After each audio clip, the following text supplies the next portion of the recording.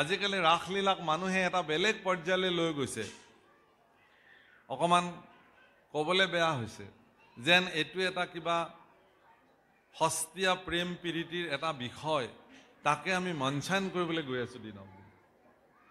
আজিকালি ৰাস আপুনি বহু জেগাত ৰাস আপুনি এতিয়া চাব নোৱাৰা এটা পৰ্যায়লৈ গৈছেগৈ। ৰাস তেনেকুৱা বস্তু নহয় প্ৰভুসকল। ভগৱানক ভক্তি কৰাৰ আটাইতকৈ চূড়ান্ত পৰ্যায়ৰ যিটো ভক্তিৰ ব্যৱস্থা সেয়া ৰাস। ভাগৱতত কৈছে ৰসৈব চ ৰাস ইতি, অৰ্থাৎ তেওঁৱেই ৰস, অৰ্থাৎ সেই ৰস ভগৱানেই ৰস, অৰ্থাৎ মোৰ শৰীৰটোত যেতিয়ালৈকে তেওঁৰ ৰসেৰে ৰসাপ্লুত হৈ থাকিব তেতিয়ালৈকে মই জীৱ হৈ থাকিম, আৰু যিদিনাখনে ৰসহীন হৈ যাব সেইদিনাখনে মই নিৰ্জীৱ হৈ যাম। অৰ্থাৎ মোৰ লগত আৰু ৰাস ক্ৰীড়া কৰা ভগৱানে বন্ধ কৰি দিলে। সেইকাৰণে মই শুকান বাঁহীটো হৈ থাকিলোঁ য'ত ভগৱানে সু নিদিয়ে।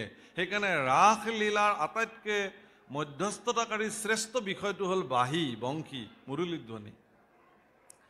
আৰু ভক্তসকল, গোপীসকল, তেওঁলোক এটা বেলেগ সত্তা আৰু ভগৱান এটা বেলেগ সত্তা, দুটা সত্তা লগ লাগি এটা হৈ গৈছে। আৰু সেইটো যেতিয়া এক হৈ গৈছে তেতিয়া এই ৰসক আকাৰ প্ৰদান কৰা হ'ল, সেইকাৰণে ই ৰাস হৈ গ'ল।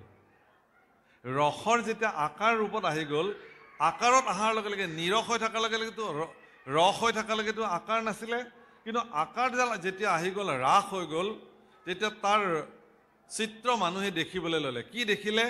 যে পৰম পুৰুষ জগদীশ্বৰ তেওঁ একেশ্বৰে, আৰু প্ৰকৃতি স্বৰূপা গোপীসকল, জীৱসকল পৰম পুৰুষ ভগৱানৰ লগত বিলীন হ'বলৈ গৈ আছে প্ৰেমময় ভক্তিৰ জৰিয়তে। এয়া হ'ল ৰাসৰ মূল তাৎপৰ্য। এয়াহে ৰাসৰ তাৎপৰ্য প্ৰভুসকল, ভুল নকৰিব কেতিয়াও। সস্তীয়া প্ৰেমৰ মাদকতা ৰাসত আপুনি বিচাৰিব নোৱাৰিব। সেইকাৰণে কৈছে কামজয় নামে এইটো কেশৱৰ কেলি। যিজনে কামনাক জয় কৰিব পাৰে, সেই কামনাক জয় কৰিব হ'লে তেওঁ ৰাস অধ্যয়ন কৰিব লাগিব। আৰু কৈছে যে যাৰ বিষয়ৰ প্ৰতি চূড়ান্ত মতি, তেওঁলোকে ৰাসক শৃংগাৰ ৰসেৰে দেখিব, আৰু যিসকলৰ আধ্যাত্মিক দৃষ্টিভংগীৰে ভগৱানৰ আৰু গোপীসকলৰ ৰাস তেওঁলোকে নিৰ্ণয় কৰিব, তেতিয়া তেওঁলোকে সেই ৰাসক পাৰমাৰ্থিক দৃষ্টিভংগীৰে, এক আধ্যাত্মিক দৃষ্টিভংগীৰে তেওঁলোকে দেখিব যে তেওঁৰ শৰীৰৰ ভিতৰতে দেখোন সেই ৰাসখন হ'বলৈ গৈ আছে। কাৰণ আমাৰ এই দৌল উৎসৱ হৈ গ'ল, আমাৰ বৰপেটাৰ ফালে খুব ধুনীয়াকৈ গায়, প্ৰকৃতি পুৰুষ দুইৰো নিয়ন্তা মাধৱ হে, প্ৰকৃতি পুৰুষ সমস্তৰে আত্মা হৰি পৰম বান্ধৱ, সমস্তৰে আত্মা হৰি পৰম বান্ধৱ হে, প্ৰকৃতি পুৰুষ দুইৰো নিয়ন্তা মাধৱ হে, প্ৰকৃতি পুৰুষ নাৰায়ণ হৰি ৰাম গোপাল গোবিন্দ ভজু তোমাৰ দুয়ো পদয়ৰ বিন্দ হে, ভজু তোমাৰ দুই পদয়ৰ বিন্দ হে, প্ৰকৃতি পুৰুষ। প্ৰকৃতি পুৰুষ দুইৰো নিয়ন্তা মাধৱ। প্ৰকৃতি কোন? শৰীৰটো প্ৰকৃতি, আমি চব প্ৰকৃতি। আৰু পুৰুষ কোন? শৰীৰটোক চৈতন্য কৰি ৰখা যিটো আত্মা, তেওঁ পুৰুষ। আৰু এই দুগৰাকীকে নিয়ন্ত্ৰণ মাধৱে কৰি আছে, পৰম পুৰুষে কৰি আছে, পৰমাত্মা জগদীশ্বৰ পৰৎপৰ পৰম ব্ৰহ্ম, যাক আমি জগতৰ সৰ্বে সৰ্বা বুলি মানি লওঁ। গতিকে ৰাসৰ মাধ্যমেৰেও আপুনি এই কথাটো দেখিব। ভাগৱতত মহাপুৰুষে এনেকুৱা বাক্য লিখিছে দশম স্কন্ধৰ ৰাসলীলাত, যে হে ভগৱান, তুমি তোমাৰ চৰণ যুগল আমাৰ স্তনত দিয়া আৰু তোমাৰ হস্তপদ্ম আমাৰ শিৰত দিয়া। এই বাক্য লিখিছে গুৰুজনে, গোপীসকলে প্ৰাৰ্থনা কৰিছে। তাৰমানে তোমাৰ সুকোমল চৰণ যুগল আমাৰ হৃদয়ত থোৱা প্ৰভু, যাতে হৃদয় পদ্মত আমি সৰ্বদা তোমাৰ চৰণ যুগল ৰাখিব পাৰোঁ, আৰু তোমাৰ কৃপা হস্ত, তোমাৰ কৃপাৰ হাত দুখন আমাৰ শিৰত সৰ্বদা দি থকা। ইমান প্ৰেম আছিল ভগৱানৰ প্ৰতি গোপীসকলৰ। আৰু সেই ভাৱনাৰে গৈ তেওঁলোকে ভগৱানৰ লগত বিলীন হৈ গ'ল। আচৰিত কথা কি জানে, প্ৰত্যেকজন স্বামীয়ে গোটেই নিশা নিজৰ লগতে পত্নীক দেখিছে, অথচ তেওঁ গৈ পেলাই ভগৱানৰ লগত ওৰে নিশা কেনেকৈ ৰাস কৰিলে? ইয়াৰ তাৎপৰ্য কি? তেওঁলোকেতো গোটেই ঘৰতে দেখিলে, পত্নীসকলতো তালৈ যোৱা নাই। কোন আহিছিল তেতিয়াহ'লে? এই জীৱসকল আহিছিল, আত্মাৰ লগত বিলীন হ'ল। জীৱ আৰু আত্মাৰ একত্ৰীকৰণ, জীৱ ভগৱানৰ কৃপাৰ তাৰণাত আৰু ভগৱান জীৱসকলৰ প্ৰেমৰ তাৰণাত, প্ৰীতিৰ তাৰণাত। ইয়াত যিটো শব্দ ব্যৱহাৰ কৰিছে, কৃপায়ে পীড়িত, কৃপাৰ তাৰণাত, কৃপাৰ পীড়নত তেওঁলোক দুজন বিলীন হৈ গ'ল। আজি মাতৃৰ প্ৰতি তেওঁ আৰু মাতৃৰ দৃষ্টি দিব নোৱাৰে, এতিয়া তেওঁৰ শিষ্য হৈ গ'ল, তেওঁৰ সমৰ্পিত ভক্ত হৈ গ'ল। এগৰাকী সমৰ্পিত ভক্তৰ প্ৰতি যি তাৰণা, কি তাৰণা? কৃপাৰ তাৰণা, কৃপাৰ পীড়িত হৈ তেওঁ প্ৰশংসা কৰি পেলাই সমস্ত লোকৰ কল্যাণ চিন্তা কৰি ক'বলৈ আৰম্ভ কৰিলে। অৰ্থাৎ এতিয়া যিখিনি কথা ভগৱান কপিলৰ শ্ৰীমুখে বাজ হ'ব, সেইখিনি কেৱল দেৱহূতিৰ কল্যাণৰ কাৰণে নহয়, কিন্তু আপোনা সবৰ কল্যাণৰ কাৰণেও কৈছে। সেইকাৰণে হে ৰাম ভগৱন্ত নিগদতি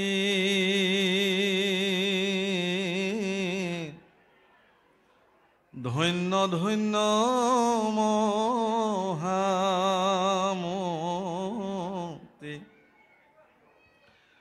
মনুৰ নন্দিনী মোৰ মাও ভাল তজু ভৈলমতী সংসাৰ তৰিলায়াতি তুষ্ট ভৈলো দেখি তজু ভাও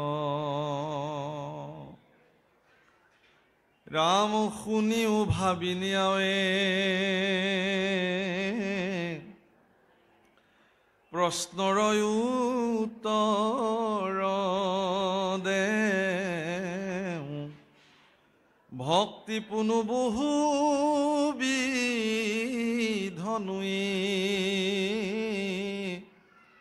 কিন্তু পুৰুষৰ ফল সংকল্পৰ অনুসাৰে ভক্তি নানামতে ভেদ হয়। হে ভাবিনী, বৰ ডাঙৰ শব্দ ব্যৱহাৰ কৰিছে, ভাবিনী মাকক কৈছে, মনুৰ নন্দিনী মোৰ আই, হে ভাবিনী ধন্য তোমাৰ জীৱন। ভক্তসকলক ভাৱক বুলি কয় আৰু আইসকলক ভাবিনী বুলি কয়। অৰ্থাৎ যিবিলাক ব্যক্তিৰ ভগৱানৰ প্ৰতি ভাৱনা জন্মিলে তেওঁক ভাৱক বোলে। এই ভাৱক ভাই ভজ ভগৱন্ত ভক্তি ভাৱে। মহাপুৰুষ মাধৱদেৱে সেই সম্বোধন কৰিছে নামঘোষাৰ সামৰণে, আপোনালোকক ভাৱক বুলি কৈছে। ভাৱক কেতিয়া হ'ব আপোনালোক? যেতিয়া আপোনালোকৰ মনত ভগৱানৰ প্ৰতি ভাৱনা জন্মিব, ভাৱ জন্মিব। সেইকাৰণে ভক্তি কোনো দেখুওৱা বস্তু এটা নহয়, ভক্তি অন্তঃকৰণৰ পৰা জন্ম হোৱা এটি বিশেষ ভাৱনা, ভাৱপূৰ্বক। মীৰাবাইক সুধিছিলে সেইকাৰণে, তুমিনো কি পালা জীৱনত?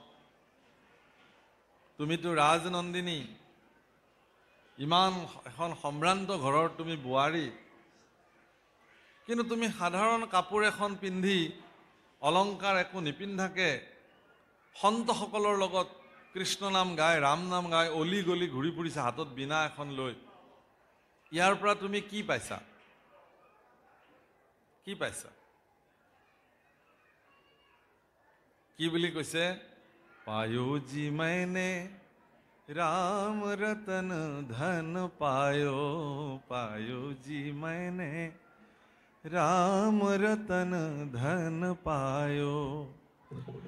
वस्तु अमूलिक दी मोरे सतगुरु, वस्तु अमूलिक दी मोरे सतगुरु, भवसागर तरवाओ, पाओ जी मैंने राम रतन धन पाओ। मैं राम रतन धन पालो। বস্তু অমূলক দি মোৰে সদগুৰু কৃপা কৰো আপোনায়ো। মোক তুমি এনেকুৱা কৃপা কৰিলা, মোক এনেকুৱা এটা সম্পত্তি তুমি জীৱনত প্ৰদান কৰি দিলা, যিটো সম্পত্তি কি খৰচ না খোতে বাকু চোৰ না লুতে, খৰচাই না খোতে বাকু चोर न लूते, दिन दिन बढ़ता समायो पायो जी मैंने राम रतन धन पायो। खरच নহয়, চোৰেও চুৰ কৰিব নোৱাৰে। দিনে দিনে যিমানে তাক আপুনি ব্যৱহাৰ কৰিব সিমানে বাঢ়িব আপোনাৰ। আপুনি নাম ধন যাকে যিমান বিলাব আপোনাৰ সম্পত্তি ইমানে বাঢ়িব। আপোনাৰ বেংক বেলেন্সৰ পৰা টকা কাৰোবালৈ বিতৰণ কৰিলে সি কমিব পাৰে, কিন্তু নাম ধন আপুনি যিমান বিলাব সিমানে বাঢ়িব। চোৰেও চুৰ কৰিব নোৱাৰে।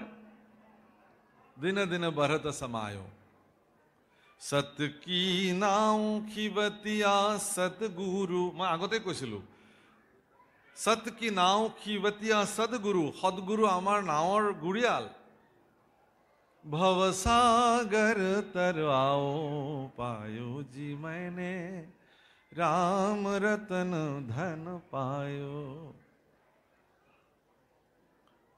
मीरा कहे प्रभु गिरिधर नागर, हरख हरख जस गाओ पायो जी मैंने राम रतन धन पायो। ভগৱানৰ গীত আনন্দৰে গাও, হৰস হৰস যশ গাও। আপুনি ভগৱানৰ গুণ নাচি বাগি আনন্দৰে গাও। লাজ এৰি গাৱে গীত, নাচে লাজ এৰি গাৱে গীত গোবিন্দৰ, নাচে আনন্দতে।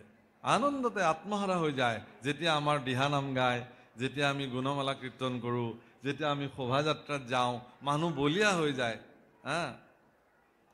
হৰি হৰি ৰাম ও হৰি হৰি ৰাম, এ নমো লক্ষ্মীপতি অগতিৰ গতি। একদম আনন্দত আত্মহাৰা হৈ যায়। আৰু এই ধৰণে যিবিলাক ব্যক্তি নামৰ আনন্দত আত্মহাৰা হৈ গ'ল, ভগৱান আৰু তাত ৰৈ থাকিব নোৱাৰে। তৎক্ষণাত আহি তেওঁৰ হৃদয় বেদীত ভগৱান বিদ্যমান হৈ যায়। আৰু সেইকাৰণে দেৱৰ্ষি নাৰদক ভগৱানে কৈছে, নাহম তিষ্ঠামি বৈকুণ্ঠে যোগিনাং হৃদয়ে নচ, মদ্ভক্ত যত্ৰ গায়ন্তি তত্ৰ তিষ্ঠামি নাৰদম। হে নাৰদ, মই বৈকুণ্ঠত নাথাকো, যোগীৰ হৃদয়তো নাথাকো, মোৰ ভক্তসকলে য'ত মোৰ গুণানুকীৰ্তন কৰে তত্ৰ তিষ্ঠামি নাৰদম, মই তাত থাকো। মহাপুৰুষ গুৰুজনাই শ্ৰীমদ ভাগৱত শাস্ত্ৰৰ এই সংস্কৃত শ্লোকটোৰ খুব ধুনীয়া অনুবাদ কীৰ্তনত কৰিছে। আপোনালোকে গায়, সকলোৱে জানে, কিন্তু ইয়াৰ তাৎপৰ্যটো অনুভৱ কৰিব লাগে। নাৰদ বিষ্ণু আসন্ত কৈ, বৈকুণ্ঠতো মই নথাকো ৰৈ, যোগীৰ হিয়ায়েৰি সমুদায়, থাকো ভকতৰ কীৰ্তন চাই, গোবিন্দ গোপাল গৰুৰ কেতু, ভকতৰ ভয় ভঞ্জন হেতু। গোবিন্দ গোপাল গৰুৰ কেতু, ভকতৰ ভয় ভঞ্জন হেতু। তুমি ভকতৰ ভয়ক ভঞ্জন কৰোতা হে গোবিন্দ, হে গৰুৰ কেতু। তুমি দেৱৰ্ষি নাৰদক কৈছে যে তুমি বৈকুণ্ঠতো নাথাকা, যোগীৰ হৃদয়তো নাথাকা, কিন্তু ক'ত থাকা? য'ত তোমাৰ ভক্তসকলে তোমাৰ গুণানুকীৰ্তন কৰে। মহাপুৰুষ মাধৱদেৱে লিখিছে নামঘোষাত, ও একান্ত ভকত হবে নিগুণ কৃষ্ণৰ গুণ, গাঁৱে সদা বসিয়া যথাত, বৈকুণ্ঠকো পৰিহৰি, যোগীৰ হৃদয় এৰি, থাকা হৰি সাক্ষাতে তথাত। সাক্ষাতে তুমি সেই স্থানত থাকা ভগৱান, য'ত তোমাৰ গুণানুকীৰ্তন কৰে। আজি ইয়াতে ONGC কলনীৰ বৰনামঘৰ প্ৰাংগণত আপোনালোক ভক্তসকলে ভগৱানৰ গুণ একান্ত চিত্তে শ্ৰৱণ কৰি আছে, কোনোবাই কীৰ্তন কৰি আছে। আজি ইয়াত সাক্ষাৎ ভগৱান আপোনালোকৰ প্ৰত্যেকৰে হৃদয় বেদীত বিদ্যমান হৈ আছে। ভগৱান কৃষ্ণক হৃদয়ত বান্ধিবৰ কাৰণে ভক্তসকলে প্ৰয়াস কৰে। মাধৱ পুৰুষে আকৌ কি কৈছে যে মোৰ হৃদয়ত তুমি আহি থাকিবা নে নাথাকিবা নাজানো ভগৱান, তাতকৈ তোমাৰ চৰণ পংকজৰ পিঞ্জৰাত মোক নি পেলাই তাতে বন্দী কৰি থৈ দিয়া, তাৰ পৰা যাতে মোৰ মন হংস কলৈকো যাব নোৱাৰে। কাৰণ এই মনটো এনেকুৱা চঞ্চল, আমাৰ যিবিলাক শব্দৰ বেগ আছে, পোহৰৰ গতিবেগ আছে, তাতকৈও চঞ্চল মনৰ গতিবেগ, ইমান চঞ্চল। পোহৰৰ গতিবেগ বিজ্ঞানে নিৰ্ণয় কৰিছে, শব্দৰ গতিবেগ তাক নিৰ্ণয় কৰিছে, কিন্তু মনৰ গতিবেগ আজিলৈকে কোনেও নিৰ্ণয় কৰিব পৰা নাই।